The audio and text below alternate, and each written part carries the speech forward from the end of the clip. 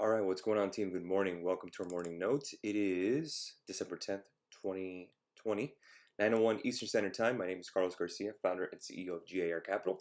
Thanks so much for stopping by this Thursday, where we talk markets and kind of set you up for the day. So, a little housekeeping today. This is going to be a quick one since I'm in between a lot of errands. I'm actually getting married on Saturday, so I'm like sneaking away to do this morning note with you guys because I have to actually go to the airport to pick up some family today. And then I also have family coming in that are staying in my house for the ceremony on Saturday. So it's going to be a fun one. So I'm like intermittent back and forth with the markets. Of course, I always have my phone with me. That'll never change. So again, I'll be looking here and there. But it's going to be a tough one. But again, I'm just watching as I go. So this one's going to be quick. I'm actually literally getting dressed as I'm talking to you to get out of here and go to the airport and go from there. So again, thank you so much for taking the time, and thank you for your congratulatory messages. Thank you, appreciate it. So tomorrow I will not be doing the morning note on YouTube. I'll see if I can sneak one in on Instagram for you guys. Again, I love talking to you guys every day. I like answering your questions. So a little bit on the personal note front. Again, who gives a shit, right? It's all about markets right now. Let's talk about it. Dow futures down 104. NASDAQ at down about 100 points, 0.80. S&P down about 0.5% at 36.54. And the Russell down about 0.87% on the future side, 1886. Bitcoin futures 18,220. I just bought my weekly Bitcoin about 20 minutes ago. So I do that weekly personally. Crude oil futures 1.5% to the upside, 46.19 a barrel. Gold futures at 18.50 an ounce, up actually 0.60. Silver futures up 1% at 24.25 an ounce. Bonds getting bid a little bit. 155.29 is the futures on the bond, a 10-year bond. Euro dollar is actually up 0.31%. Lagarde, head of the ECB, said they're going to have a little more stimulus. I believe it's about 700 billion. I may be wrong, or 500 billion on that. So 12121 on the euro dollar, still soaring. To see there on the euro dollar, 104.37, 14 pips on the US dollar, Japanese yen. Dollar index is down about 0.18%, and VIX up about 3.32% at 23.01 currently. So I had this conversation yesterday with the students about the market, and we have something called the radio. So the radio is me talking and showing my screen during market hours, again, intermittent when we can. And one of our students was asking, why was the market falling yesterday? So if you noticed, let's kind of scroll back a little bit again. My monologue, then we'll go ahead and answer some questions. So what we had, last time we had a big IPO was September, and that was Snowflake, if anyone remembers. And that day, actually, we had the market fall. Usually when you have a hot IPO, what happens is that you get traders that are selling. They're not getting fresh money to work. Managers, mutual fund managers, hedge fund managers. What they do is that they'll sell profitable positions to move cash to the new IPOs. Again, just keep in mind. So IPOs are a big money maker if they're a hard IPO, meaning they're in demand. For example, DoorDash was in demand. So again, when the writers of the IPO were created, the IPO, again, the people that made the most money in the beginning were the seed investors, your initial investors, the high net worth individuals that have access to IPOs. Let's say you are the IPO writer was Goldman Sachs. If you're a client of Goldman Sachs, you're a a high net worth individual, or the high end clients. You have access to these IPOs at pre-market levels before anyone else does. So if you were a Goldman Sachs customer and you had access to DoorDash, they priced it, I believe, at around 120, and it closed at 180. So you made some profit. Keep in mind that DoorDash did fall during the day and then it bounced back. Again, today you're going to have Airbnb, and then you're going to have Robinhood coming soon. So again, I expect a little more weakness today, intermittently, due to this very, very highly touted IPO, which is Airbnb. I think everyone's been wanting to get in. So again, you're going to get a lot of managers that are moving money out of the big winners. What has been a big winner? EV, look at Tesla. Big cap tech, Apple, Amazon, Google. Get names that have making money. Software companies. Look at CRM, which is Salesforce.com. Those names that have been high flyers are the ones that are being profit taking from managers to move that money into the IPOs. Remember, all these managers have a benchmark, which is the S&P 500, which is up about 13%, 14% year to date. These managers are not going to get paid 2 to 20 their commission rate, which is 2% of the portfolio size and 20% of the profits, unless they make some money. Obviously, they have to beat the benchmark, which is the S&P. If they don't beat the S&P, they're not going to get paid. So again, what is the fastest way in their mind to make some money? Sell some of their winners and buy this IPO, this hot IPO, thinking that most people are going to buy, like retail traders and what have you. I personally, when it comes to IPOs, I got burnt last in 2019 of spring. When I was actually in New York, walking around in New York. I remember exactly where I was. I was in Central Park. Right when the Lyft IPO hit, I bought it at the open. Like an idiot. I bought it like at 75 a share. I still haven't recovered from that. Again, it wasn't even a huge position, to be fair. But again, I learned my lesson. Again, buying an IPO, and Uber's and Lyft's IPO were disasters, mind you. Now keep in mind, those IPOs, they're not all the same, obviously. If you like Airbnb and you want to own it, go for it. I'm all for it. I just wouldn't go all in on buying it, obviously. You can do it just like hedge fund managers. Sell some of the big winners. Maybe you have some Tesla stock you want to sell, or maybe Apple's been big for you, or Amazon, or whatever. Then you could close some of those positions and then buy some of the Airbnb, which I'm all for. Again, I'm all for it. If you like Airbnb, go for it. I like it too. I'm just a little hesitant in regards to what happened to me with Lyft. I don't like buying day of IPO.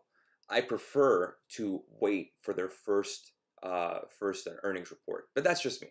So again, you're free to do what you like. Obviously, I think Airbnb is a great company. Personally, sorry, I had a phone call. I think Airbnb is fine. I prefer Airbnb over DoorDash personally, and I actually use DoorDash every day on my phone. I actually use the app. But again, I like Airbnb a lot. If you do want to buy it, I would suggest you buy half of your usual size and then scale in. That's how I would do it if I were you guys. Again, if that's what you really wanted to do.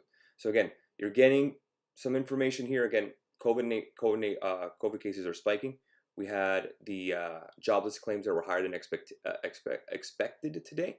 CPI numbers came as expected. So again, a little bit of pressure in the market. NASDAQ is the one taking the brunt of the hit. E-mini futures, looking at it here, not terrible. Again, not for the most part. Again, pretty resilient market. You're seeing that we're basically at levels that we haven't seen since the 3rd of December, or actually the 2nd of December. So we haven't seen levels like this since 8 days ago, which is last Wednesday, if anything. Not too bad. Again, I think this is an actual healthy move for the market. I've had a lot of people in investment club that have been telling me, Carlos, what can I get in? What can I get in? I said, wait for a pullback to buy some more shares of whatever you want. Well, what if we don't get one? Well, here's it is. Yes, of course you're going to get a pullback, kids. What do you expect? This is a market, fair and orderly market. You got to get some pullbacks. This is an opportunity, I would say, to go ahead and take a look at some names that you've been wanting to buy, but you've been saying, I can't get any because the market's too high. Again, the market gives you opportunities, guys. You got to be patient. Be a sniper. Wait. Again, number one in my book right now I'm watching is Tesla. Tesla, I would love to get to around 500. Again, I know it's asking for too much, but hey, you know what? Maybe Tesla falls a little bit.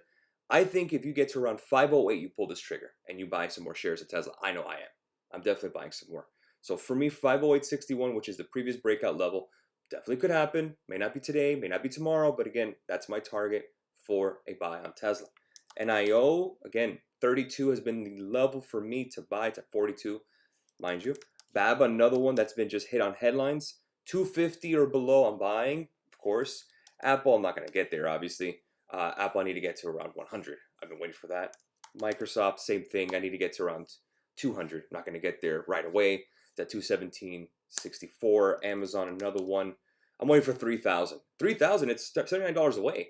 Maybe we can have an opportunity. 3,000 to 2,865 sounds pretty good for me. So again, start looking at some names that you have been interested in for a while, that you've been on your shopping list. Again, guys, you want to shop a Toyotathon. You want deals. You don't want to buy when it's up. You want to buy when it's down. So again, I don't walk into a car dealership and say, hey, I want to buy this car. It's 20% off over MSRP. No, man, I want that deal. I want that rebate. I want everything. Give it to me. So again, when stocks are on sale, it's an opportunity to start looking. And again, nothing has changed. Again, I've seen this how many times the past few months, and everyone asks me the same, are you still bullish? And I've said the same thing. Yes, nothing has changed. I know it's been a long monologue, and my apologies, but I really wanted to explain how IPOs work and how the market moves in regards to IPOs. So again, expect a little more weakness today, especially when Airbnb comes out. I expect tech to get a little bit sold off, but then we will bounce, in my opinion. So that's where we are. Okay, good stuff. Good morning. Sorry, guys. Cheers, everybody. Hey, thank you. Levels to watch for puts and Tesla. Okay, for puts on Tesla, let's go ahead and look this up here. Again, if you're looking for puts, you're gonna have to be extremely careful. Again, puts are very difficult to time in the market because you really just have to go by 10 or 15 minutes. You have to scalp puts. It's really difficult. So understand that if you're playing Tesla for puts, you need to get down below 558. Get on 558, then you can start looking. For snow. Oh, snow is another one that everyone's like, oh, I wanted to get in and I can't. Look at this. At 280 on snow, I think at 280 you pull the trigger, guys. Again, it's a little expensive, but if you really want Snowflake, you get in below 280. 280 would be a nice inflection point to get in. It's below the 200. I think that's a good opportunity for you guys. What does it mean that Portugal has a bond rate for 10 years? Raul was asking about bonds. I explained bonds on one of the podcasts. So when it comes to bonds, you're lending money to the government. They're not giving you anything back. That means 0%. You're giving them a free loan. But it's pretty much guaranteed you're going to get your money back. Portugal, I'm assuming, has really good credit. I don't know exactly. Thank you so much. What was 102? Yeah, 102. What do you think next couple of weeks overall market? I think we're gonna. What I'm seeing in the market is that I'm noticing, in regards to call options, a lot of the good call option paper, and Pete and Jaron even said this on Fast Money, is very out of the money and outdated. A little more farther out. A lot of traders are looking towards January. A lot of traders are looking toward December 18th. Again, I've noticed that December 18th is getting a lot of bullish calls. So I'm expecting the December 18th to be a big week to get all this back.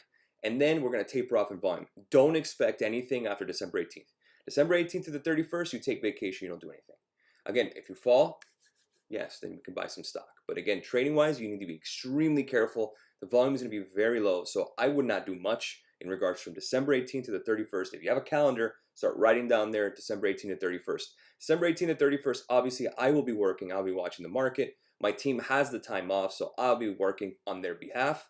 So the 18th to 31st, what I'm going to be doing for the most part, I'm going to be pushing, I'm going to do an investment club video, and then I'll do like a year in review on YouTube for free for you guys. And we're going to go over kind of a bunch of stuff, a lot of themes, a lot of sectors in regards to look for 2021, and kind of go over what to expect. And yes, the top 10 stocks of 2021 is coming. Don't worry, I promise that's coming. Buy Facebook now. Let's see. I need my glasses because I'm blind. Facebook. Facebook, no. I like Facebook at 270. 270 is a good place to nibble, absolutely.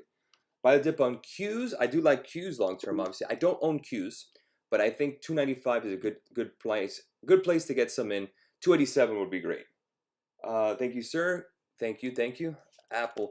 Yeah, we had some Apple calls and it just fell with the market. Nothing you could do there. We had a nice breakout to 126, and then Apple's a big part of E-mini futures. It's a big part of the S&P. It's the largest part of the S&P. So again, that's what takes a hit. I'm still bullish on Apple.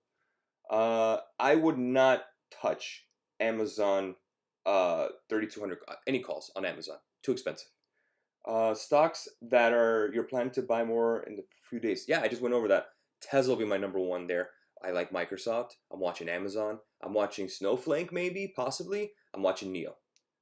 Calling DraftKings today. DraftKings, didn't I tell you guys, Bitcoin, betting, and blunts, you stick with that.